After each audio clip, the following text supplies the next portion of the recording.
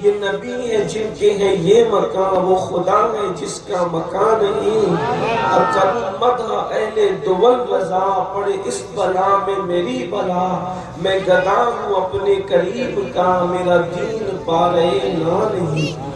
آج کی یہ محفل اصلاح عقائد و اعمال کے حوالے سے انعقاد پذیر ہے، اور مجھ سے پیشتر برادر مکرم صادق عزیز صاحب سے آپ نے وقت کی ضرورت جو عنوان تھا اس پر سیر حاصل گفتگو کی، اور مجھے بھی اسٹیج پر لاتے ہوئے منتظمین محفل نے ایک عنوان کے حوالے سے پابند کیا ہے۔ اسی مناسبت سے میں نے قرآن مقدس کی آیہ کریمہ کی تلاوت کی ہے۔ اللہ پاک کی بارگاہ میں دعا ہے کہ مولا ہم سب کو صراط مستقیم پر چلنے کی توفیق عطا فرمائے۔ ویسے ماشاءاللہ ہمارے منبر پر ایک سے علماء خطبہ موجود ہیں، اور ان سب کی موجودگی میں، آپ سب کی موجودگی میں کوئی خطاب کرنا کیا بلکہ اپنے دل کا درد آپ کے دلوں کے دروازوں پر منتقل کرنے کا شرف حاصل کرنا ہے۔ اللہ رب العزت کا ارشاد ہے، ثم لتسألن یومئذ عن النعیم، ہم اس دن تم سے نعیم کے بارے میں پوچھیں گے۔ اللہ تبارک و تعالیٰ کا فرمان ہے نعیم کے بارے میں تم سے سوال ہوگا۔ وہ وقت بڑا دردناک ہے، وہ وقت بڑا خوفناک ہے، بڑوں بڑوں کا پیتا پانی ہو رہا ہوگا جس وقت اللہ سوال کرے۔ اگر اللہ تبارک و تعالیٰ انسان سے باغ میں کھڑا کر کے رحمتوں کی پھوار میں بھی اس سے پوچھے نا، تو انسان اللہ کی بارگاہ میں جواب دینے کی طاقت نہیں رکھتا، رحمتوں کی پھوار میں بھی وہ جواب نہیں دے سکتا۔ کسی باغ میں کھڑا ہو کر بھی وہ اللہ کی بارگاہ میں جواب دینے کی طاقت نہیں رکھتا۔ اندازہ اس بات سے لگانا چاہیے کہ اگر باپ اپنے بیٹے سے سوال کر لے تو باپ کا کیے ہوئے سوال کا جواب دینا آسان نہیں ہوتا۔ استاد اگر پوچھ لے تو جواب دینا آسان نہیں ہوتا۔ مرشد پوچھ لے تو مرید کا جواب دینا آسان نہیں ہوتا۔ سوچو تو صحیح، وہ دانا، وہ قادر و قیوم جس کی بارگاہ میں سب کی زبان پر نفسی نفسی ہوگا، اس وقت اللہ تبارک و تعالیٰ پوچھے گا نعیم کے بارے میں۔ ہم تم سے نعیم کے بارے میں پوچھیں، تم سے نعیم کے بارے میں سوال ہوگا۔ موجود ہیں اور لوگ جانتے ہیں، امام عبدالوہاب شعرانی فرماتے ہیں کہ قرآن مقدس کی ایک ایک آیت کی 70 ہزار تفاسیر ہیں، اور اس سے بڑی بات انہوں نے یہ فرمائی کہ قرآن مقدس وہ زندہ کتاب ہے کہ قرآن مقدس کی آیتوں کا نزول بند ہو چکا ہے۔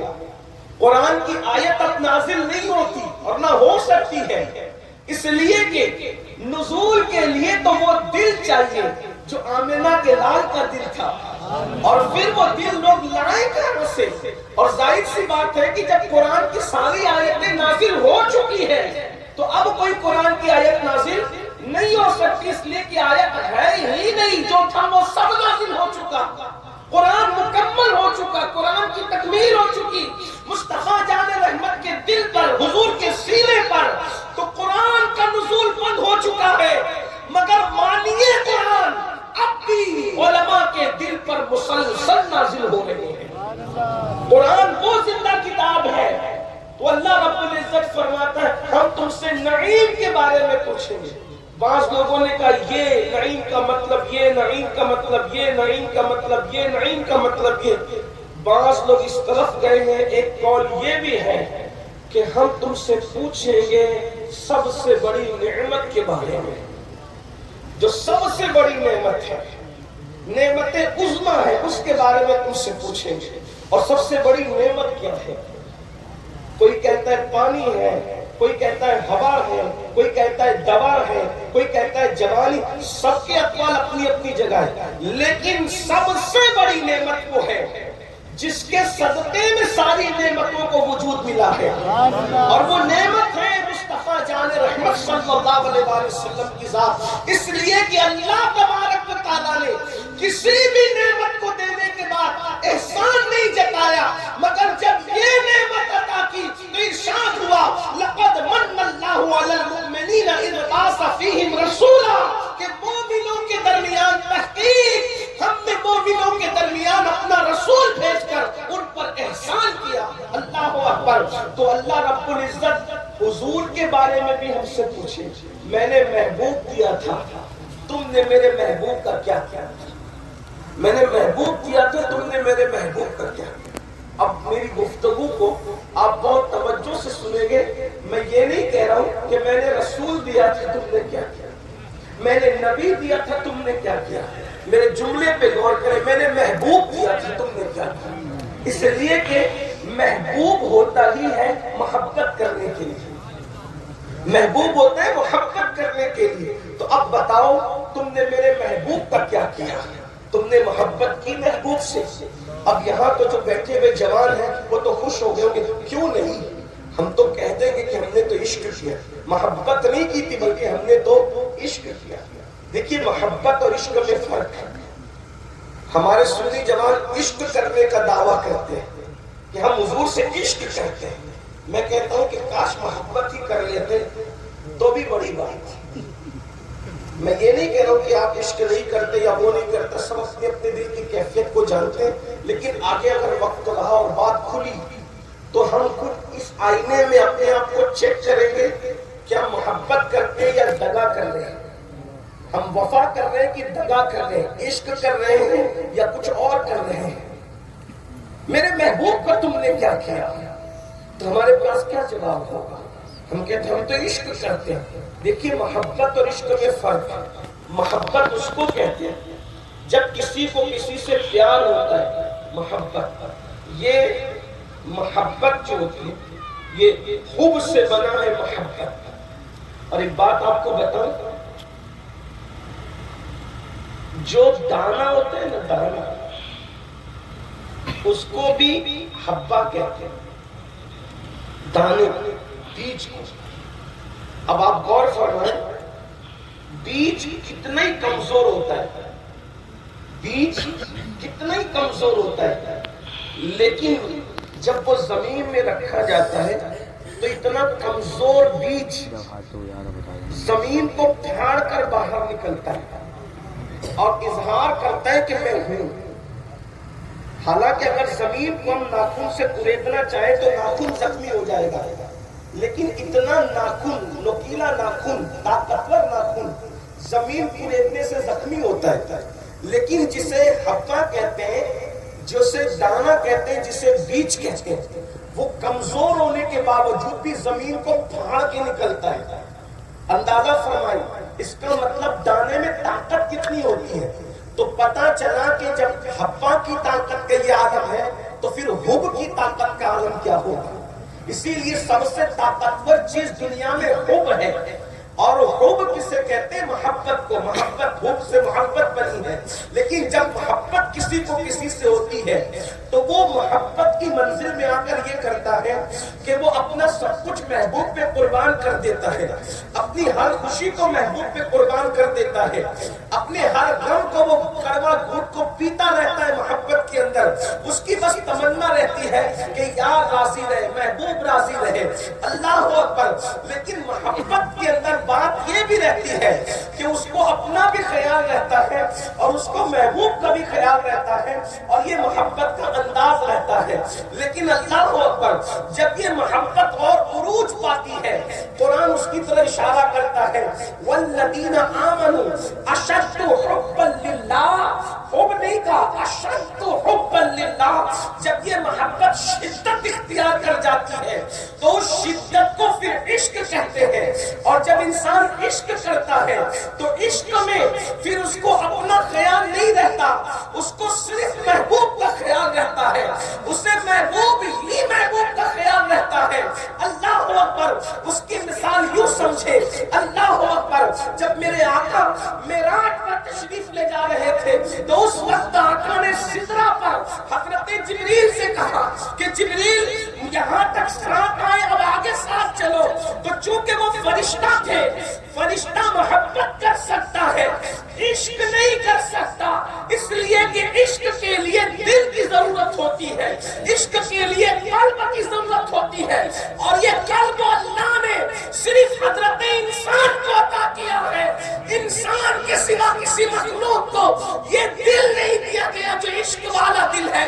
یوں تو مرغے کے سینے میں بھی گوشت کا لوتھڑا لٹکتا ہے، مگر وہ قلب نہیں ہے جس کو واقعی قلب اور دل کہتے ہیں، وہ تو کہنے کو مجازن دل ہے۔ اللہ اکبر! میرے امام اس فلسفے کو یوں کھولتے ہیں، دل ہے وہ دل، دل ہے وہ دل جو تیری یاد سے معمور رہا، سر ہے وہ سر جو تیرے قدموں پہ قربان گیا، کہ ناکام تمنا ہی رہی، ہائے وہ دل جو تیرے در سے قربان گیا۔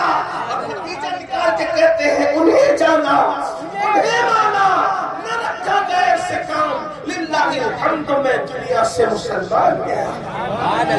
حضرت جبریل امین فرشتوں نے اللہ اکبر، یا رسول اللہ، حضرت جبریل امین فرشتوں کے سردار ہیں، لیکن 12 وہ فرشتہ ہے، ملک ہے، مگر اللہ اکبر! آپ نے جب فرمایا کہ چلو تو جبریل امین نے چونکہ حضور سے محبت کی تھی، حالانکہ وہ فرشتوں کے سردار ہیں، رسول ملائکہ سے ہیں، کوئی عام بشر ان کے قدموں تک نہیں پہنچ سکتا، اللہ اکبر! مگر محبت تھی تو آپ نے کیا کہا؟ حضور میں اگر آگے بڑھوں گا تو جل جائے، تجلی باری سے میں جل جاؤں گا، اس لیے میں آگے نہیں بڑھ سکتا۔ نہیں کہہ دیا حضور کو، کیونکہ محبت تھی، اپنا بھی خیال تھا اور اپنے محبوب کا بھی خیال تھا۔ عارف رومی علامہ جلال الدین رومی فرماتے ہیں اگر ان کی جگہ صدیق و بلال ہوتے، مولانا روم فرماتے ہیں اگر جبریل کی جگہ، حالانکہ صدیق و بلال جبریل کے برابر نہیں، ان سے افضل ہونا تو دور کی بات، برابر بھی نہیں، لیکن بات یہاں صرف قلب اور عشق کی چل رہی ہے۔ اللہ اکبر! یہ حضرت انسان کا خاصہ ہے، عشق حضرت انسان کا خاصہ ہے۔ عارف رومی کہتے ہیں جبریل نے نہ کہہ دیا، مگر ان کی جگہ صدیق و بلال ہوتے تو جل جانا گوارا کرتے، محبوب کو نہ کہنا گوارا نہیں۔ بے خطر کود پڑا آتش نمرود میں عشق، عقل ہے محو تماشائے لبے بام، سبحان جل جانا گوارا۔ لیکن اس لیے کہ جب عشق ہوتا ہے تو خود کا خیال ہی ختم ہو جاتا ہے، صرف یار کا خیال رہتا ہے۔ اب آپ مجھے بتائیں، عشق میں جل جانا گوارا ہے مگر یار کو نہ کہنا گوارا نہیں۔ یہ عارف رومی فلسفہ بیان، ابھی میرے بھائی جناب عبدالکریم صاحب رضوی نے فرمایا کہ میں عشق کا فلسفہ بیان کروں، حالانکہ عشق کا فلسفہ تو عاشق لوگ بیان کرتے ہیں، لیکن آپ نے عنوان دیا ہے تو میں آپ کے سامنے پیش کر رہا ہوں سبق سنانے کے طور پر۔ اب آپ اس کو سن لیں، فلسفہ عشق کیا ہے۔ عشق میں یار کی ہی کئی خیال ہوتا ہے، خود کا کوئی خیال ہی نہیں ہوتا۔ بات سمجھ میں آتی ہے؟ بات سمجھ میں آتی ہے؟ اب آپ سے پوچھتا ہوں، جل جانا گوارا ہے، توجہ، اگر سمجھ لیے اتنی سی بات تو میرا آنا کامیاب ہوگا۔ توجہ فرمائیں، یہ عنوان تو خانقاہی لوگوں کا ہے، لیکن آپ نے دیا ہے تو میں اس پر کچھ عرض ضرور کروں گا۔ غور فرمائیں، جل جانا گوارا ہے، محبوب کو نہ کہنا گوارا نہیں۔ اس کی بے مثال بہت ساری مثالیں، درجنوں ہزاروں مثالیں، بہت مثالیں اس کی، لیکن یہاں پر رک کر میں پوچھتا ہوں، جسے عشق ہوتا ہے وہ مرنا گوارا ہے، جلنا گوارا ہے، لیکن محبوب کو نہ کہنا گوارا نہیں ہے۔ آپ سے پوچھتا ہوں، ہم نے بھی تو عشق کیا ہے، ہم کہاں ہیں؟ ہم تو محبوب کو نہ کے سوا کچھ کہتے ہی نہیں، نہ نہ نہ نہ نہ، صرف نہ۔ محبوب کہتا ہے فجر میں آؤ، عمل سے نہ، داڑھی رکھو، عمل سے نہ، झूठ मत बोलो अमल से ना, बदनजरी मत करो अमल से ना। कहां अंदाजा फरमाए, क्या इसी को इश्क कहते? इश्क इतना कमजोर हो जाएगा कि इंसान को गुनाह से ना रोक सके। जो इश्क इंसान को गुनाह से नहीं बचा सकता, वो इश्क इंसान को जहन्नम से क्या बचा सकता? पर तुम सिर्फ जुमलेबाजी कर रहे हैं। बड़ी माजरत के साथ एक जुमला कहूं, बुरा मत मानना। दुनियादार तो दुनियादार, हम दीनदारों में भी इश्क नहीं देखते इल्ला माशाअल्लाह। इसलिए कि इश्क की जो मंजिल थी वो तो गई। क़ुतुल क़ुलूब में शेख अबू तालिब मक्की रहमतुल्लाहि ताला अलैह लिखते हैं कि अल्लाह के रसूल सल्लल्लाहु अलैहि वसल्लम ने इरशाद फरमाया कि जो मुझसे इश्क का दावा करे, जो मुझ मोहम्मद से इश्क का दावा करे और पूरी रात सोता रहे, वो झूठा है, झूठा कज़्ज़ाब है। जो इश्क का दावा करके पूरी रात सोता रहे, इसलिए कि जिसको इश्क होगा वो रातों को सो ही नहीं सकता, क्योंकि महबूब की मोहब्बत उसे जगने पे मजबूर करेगी। अरे नादान, जाके इश्क की दास्तान मालदारों से पूछ ले, जिनको माल से इश्क हुआ है वो माल की मोहब्बत में सो नहीं पाते। तुझे तो आमिना के लाल से इश्क हुआ है, तू कैसे सो? बता तो सही। मालदार करवटें बदलते हैं, कल रेट क्या होगा, कल ये क्या होगा, कल के मार्केट का हाल क्या होगा, उन्हें नहीं। जिसे माल से इश्क है वो नहीं सोगा, और जिसे आमिना के लाल से इश्क वो ऐसा सो रहा है कि फजर में अजान हंसने की बात नहीं है, फिर कह रहा है ये फलसफा इश्क है। और मैं तो ये कहता हूँ इश्क इतना ताकतवर है कि मुसलमानों को कुछ नहीं करना, सिर्फ मुसलमान आशिक बन जाए, वही दिन हमारी तरक्की का दिन होगा, वही दिन हमारी कामयाबी का। इश्क में उतनी कुव्वत है कि इकबाल जैसा मुफक्किर कहने पे मजबूर है, कुव्वते इश्क से हर पस्त को बाला कर दे।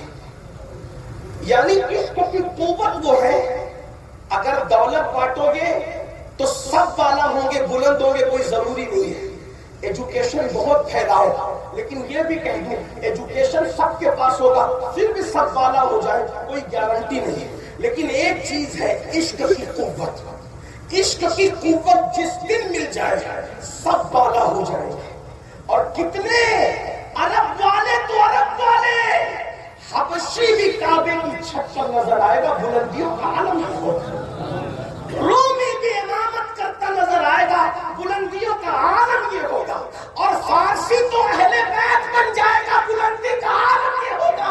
मेरे आका ने फरमाया सलमान मेरी अहले बैत से है, ये मर्तबा किसने दिया? वो सलमान फारसी का इश्क रसूल था।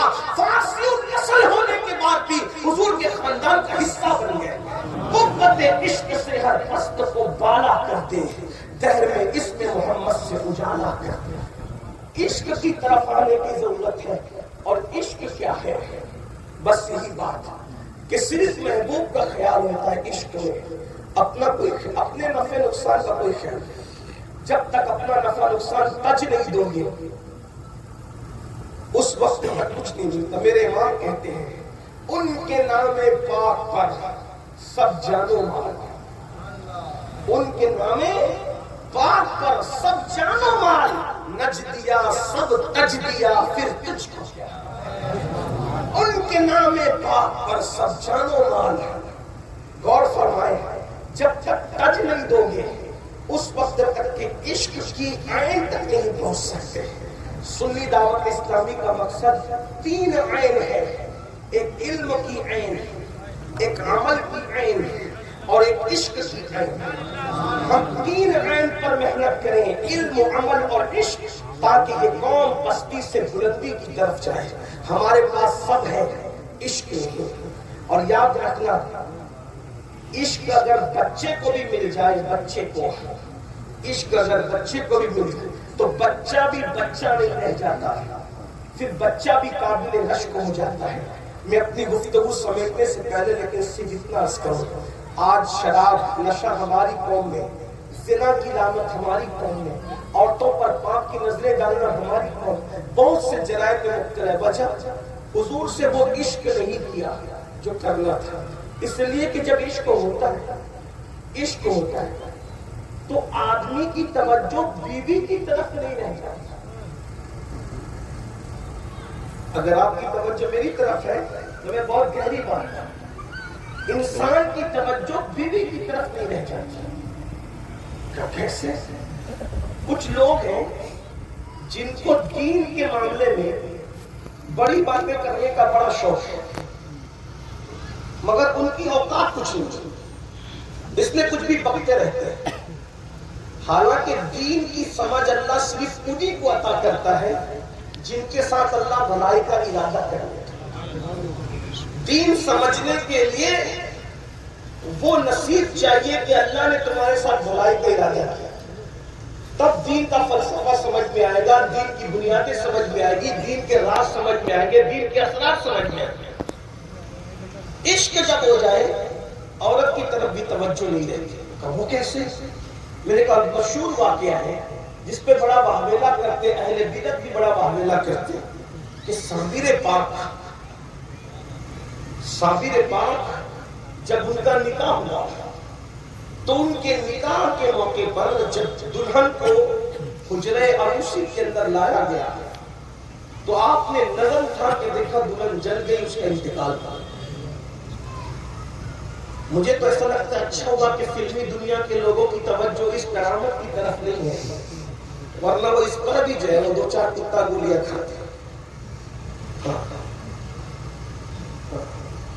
یہ دیکھو جب مولوی جو ہے وہ یہ سن کر کے بے چین ہو جاتا ہے. جب بھی میں مولوی کہتا ہوں تو میری مراد علماء اہل سنت نہیں ہوتی، اس لیے کہ علماء کو پھر بہت عزت سے یاد کرتے ہیں کیونکہ ہمارا مسلک عزت ہے. تو جب ہر بات کی سمجھ مولوی کو نہیں آتی تو ان نچنیوں کو کیا سمجھ آئے گی؟ نچنیے نکلے قرآن کی آیت سمجھانے کے.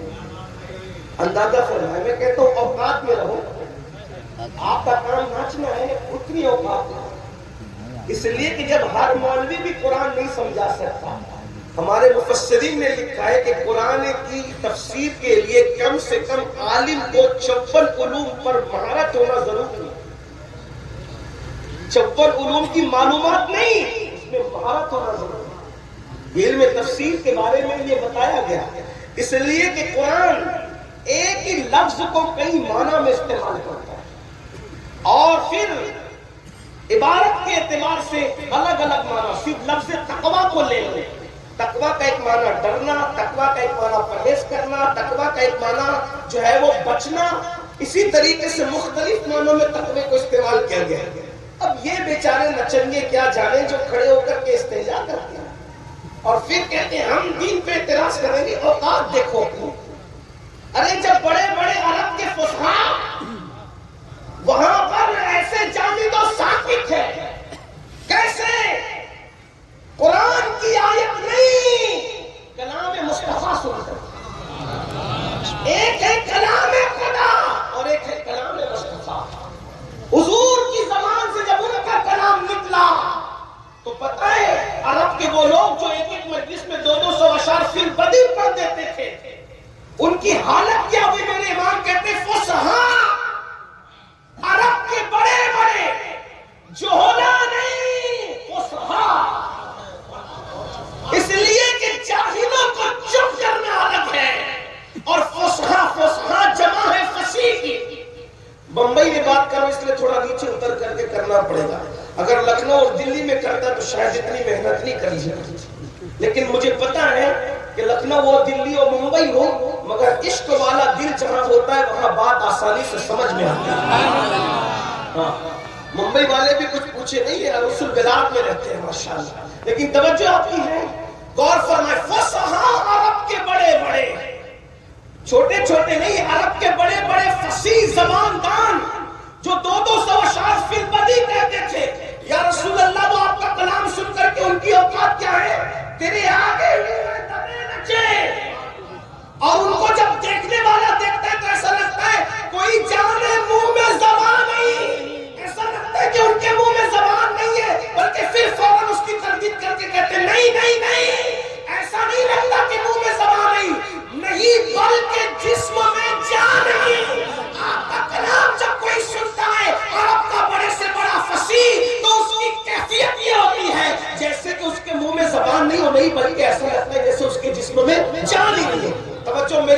بتاؤں کیا کیفیت ہوتی ہے جب کوئی بات کرتا ہے نا بڑی بات. یہاں بڑے بڑے خطبہ موجود ہیں ماشاءاللہ. ابھی ہماری جماعت کے ابھرتے ہوئے خطیب حضرت علامہ انصار صاحب موجود ہیں, حضرت مولانا اصغر صاحب اور بھی علماء ہمارے خطبہ موجود ہیں. جب کوئی اچھی بات کرتا ہے نا تو پبلک ہو جاتی ہے بالکل جامد و ساکت, جم جاتے ہیں لوگ. لیکن اس کے بعد بھی ان کو بات سمجھ میں آ رہی ہے. ہمیں پتا چلتا ہے کسی کی آنکھ ایسے بڑی ہو جاتی ہے, ایسے بڑی ہو جاتی ہے.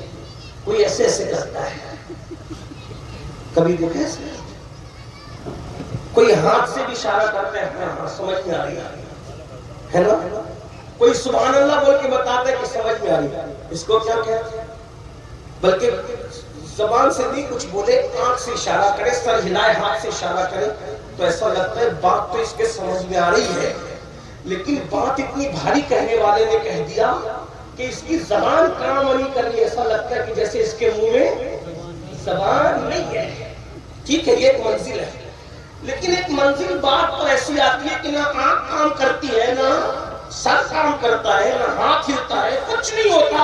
انسان ایسی ہو جاتا ہے بات سن کر کے, ایسا لگتا ہے کہ جیسے کلام سن کر کے اس کے جسم سے روح نکل گئی. بات سنیں. اب حضور علیہ السلام جب کلام کرتے تھے تو عرب کے فصحاء کی حالت یہ ہوتی تھی کہ وہ آنکھ ہلانا بھی بھول جاتے تھے, وہ سر ہلانا بھی بھول جاتے تھے, وہ ہاتھ کا اشارہ کرنا بھی بھول جاتے تھے. ان کی کیفیت ہوتی تھی دیکھنے والے کو لگتا تھا کہ یہ مر چکا, کلام مصطفیٰ سن کے مر چکا. وہ عرب کے بڑے بڑے تیرے آگے یوں میں دبے نچے, کوئی جانے منہ میں زبان نہیں بلکہ جسم میں جان نہیں. ارے جب نبی کے کلام کا یہ عالم ہے تو خدا کے کلام کا عالم کیا ہے؟ نعرہ تکبیر, نعرہ رسالت. میرے کلام پر ملی یوں تو کس کو زبان نہیں, وہ سخن ہے جس میں سخن نہ ہو, وہ بیان ہے جس کا بیان ہے. تو یہ نچنیے لوگ دین سمجھائیں گے اور یہ تشریح کریں گے دین قبلے کا اوقات میں ہو, بس اتنا ہی ہے. اور آپ کو زیادہ بے چین ہونے کی ضرورت نہیں ہے, اس لیے کہ جب انسان بزدلی پر آتا ہے تو ایسے غلط لوگوں کا سہارا لیتا ہے. اور دین دین ہے. تو ایک بحرانہ مچا ہوا ہے. صابر پاک نے بیوی کو جلا دیا, بیوی کو جلا دیا, بیوی کو جلا دیا. فیس بک پہ عورتوں کو ننگا کرنے میں انہیں شرم نہیں آتی اور الزام دھرنے میں بیوی کو جلا دیا. ہم نے کہا کیسے جلا ہے؟ کہا کہ تم ہی لوگ کہتے ہو کہ صابر پاک نے بیوی جلا دی, بیوی جلا دی, بیوی جلا دی. میں نے کہا بالکل جلا دیا. ٹھیک ہے جلا, ہم اپنا مسئلہ کھل کے بتاتے ہیں. جلا دیا, جلا دیا, لیکن اس سے تجھے کیا ہے؟ کہا جلا دیا تو میں نے کہا جلایا تو کیا اس کا جنازہ نہ ہوا تھا؟ کہا ہوا تھا. دفن نہ ہوئی تو کہا ہوئی تھی. میں نے کہا پھر کیسے جلایا؟ جلایا کیسے؟ یہی تو بات ہے. احسان کیا؟ بولے وہ کیسے؟ میں کہا سن, صابر پاک نے چلے کر کے, ریاضت کر کے, مجاہدے کر کے عشق الہی کی جو آگ سینے میں لگائی تھی. اب اس عشق میں اتنے گم ہوئے کہ یار کسی کا کچھ نظر نہیں آتا. باطل دوری پسند ہے, حق لا شریک. جب عشق حق آتا ہے تو پھر وہاں کسی کی گنجائش نہیں رہتی. تو صابر پاک کے سینے میں جو عشق کی آگ لگ رہی تھی, ماں نے زبردستی کر کے شادی کرا دیا. تو صابر پاک نے سوچا کہ روز آتی جاتی رہے گی. توجہ, ممبئی والوں, باندرا والے توجہ, یہ روز آتی جاتی رہے گی, سلام کرتی رہے گی, ڈسٹرب کرتی رہے گی. صابر پاک نے سوچا جو عشق کی آگ میرے سینے میں جل رہی ہے وہ اس کے سینے میں بھی لگا رہا. جو میرے سینے میں عشق کی آگ جل رہی ہے, اس آگ کے لیے لوگ کیا کیا نہیں کرتے. جا کے پوچھو, جنگلوں بیابان میں پڑے رہتے ہیں, حق خود کی صدائیں کرتے رہتے کہ وہ آگ لگ جائے, لیکن لگتی ہے. اعلیٰ حضرت جیسے لوگ کہتے تھے اے دل یہ سلگنا کیا, جلنا ہے تو جلتی اٹھ, دم گھٹنے لگا ظالم کیا دھرمی روا. یہ سب کو نہیں ملتا. نمازی بننا آسان ہے, عشق کی آگ ملنا مشکل ہے.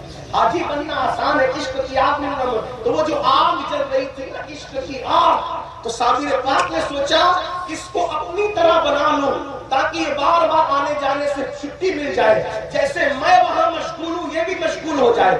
تو صابر پاک نے آنکھ اٹھائی اور آنکھ کی آنکھ میں ڈال کر کے بیوی کے دل میں عشق الہی کی آگ لگا دی. عشق رسول کی آگ لگا دی. تو چونکہ صابر پاک کا سینہ ریاضت مجاہدے عبادت کر کے اس آگ کا متحمل ہو چکا تھا, اس آگ کو سنبھالنے کا متحمل ہو چکا تھا, لیکن بیوی کے پاس وہ ریاضت اور مجاہدے نہ تھے. عشق کی آگ مل تو گئی مگر وہ برداشت نہ کر سکی عشق کی آگ کو, اور اسی آگ سے جل کر کے اس نے جان جامع آفری کے حوالے کر دیا. تو یہ دنیا کی آگ سے نہیں جلایا تھا, صابر پاک نے دل میں عشق رسول کی آگ لگایا جو برداشت نہ کر سکی. اور یہ عیب نہیں ہے, یہ تو انسان کی معراج ہے کہ اس کو عشق رسول کی آگ نصیب ہو جائے اور وہ اس کا انتقال ہو جائے عشق میں. اور پھر عشق میں جس کا انتقال ہو جائے تو اللہ کیا شان ہے, نقیرین کرتے ہیں تعظیم میری, فدا ہو کہ تجھ پہ یہ عزت ملی ہے. اے عشق تیرے سکتے جلنے سے چھٹے سکتے, جو آگ بجھا دے گی وہ آگ لگائی ہے. تو عرض یہ کر رہا تھا عشق میں سب تجنا پڑتا ہے, لیکن ہمیں تو کچھ بھی نہیں. جس سے عشق کرنے لگے ہیں ان کا نام بھی نہیں پتا ہے, آسمان میں کیا نام ہے, زمینوں میں کیا نام ہے. جس سے